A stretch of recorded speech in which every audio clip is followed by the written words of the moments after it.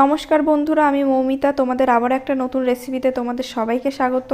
আজকে আমি একটা সয়াবিনের দুর্দান্ত স্বাদের রেসিপি করব, তো তোমরা পুরো ভিডিওটা না কেটে দেখতে থাকো। সয়াবিনের রেসিপিটি বানানোর জন্য এখানে আমি একটা কড়াইকে গ্যাসের উপরে বসিয়ে দিয়েছি। কড়াইটাকে খুব ভালো করে গরম করে নিয়েছি। এবার কড়াইয়ের ভেতরে দিয়ে দিলাম সর্ষের তেল।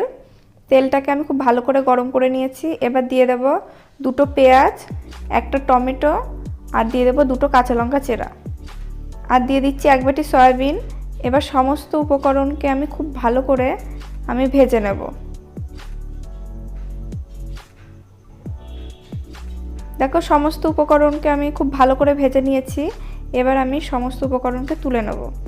আর এবার নিয়ে নিচ্ছি একটা মিক্সির জার। এবার জারের মধ্যে দিয়ে দিলাম লঙ্কা, পেঁয়াজ, টমেটো। এবার আমি খুব ভালো করে পেস্ট করে নেব। দেখো, খুব ভালো করে পেস্ট হয়ে গেছে। এবার আমি আরেকটা কড়াই নিয়েছি। এবার ওই কড়াইটাকে খুব ভালো করে গরম করে নেব। কড়াইয়ের ভেতরে দিয়ে দিচ্ছি 2 চামচ সর্ষের তেল।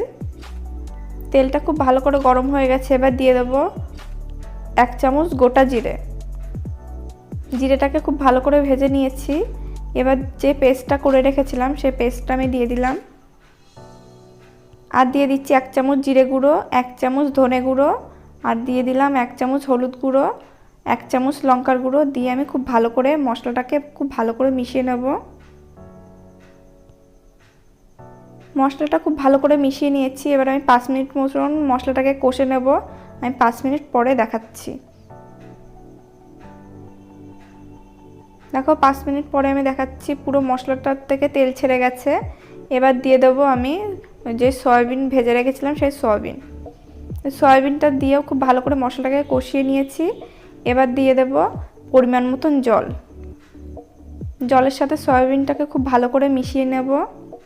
সয়াবিনটা খুব ভালো করে মিশিয়ে নিয়েছি। সয়াবিনটা ফুটে গেছে। এবার দিয়ে দিলাম স্বাদ অনুযায়ী লবণ আর চিনি। চিনিটা আপনারা নাও দিতে পারেন।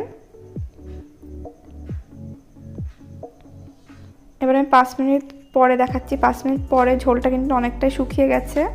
এবার দিয়ে দেবো এর মধ্যে আমি 1 চামচ গরম মশলা। রান্নাটা কিন্তু প্রায় কমপ্লিট। আপনারা এভাবে একবার সয়াবিন বাড়িতে করে দেখবেন, রান্নাটা খেতে খুব ভালো হয়। এবার আমি একটা বাটিতে ঢেলে নিচ্ছি। দেখো কত সুন্দর সয়াবিনটা দেখতে হয়েছে। আপনারা পুরো ভিডিওটা দেখার জন্য আপনাদেরকে অনেক অনেক ধন্যবাদ।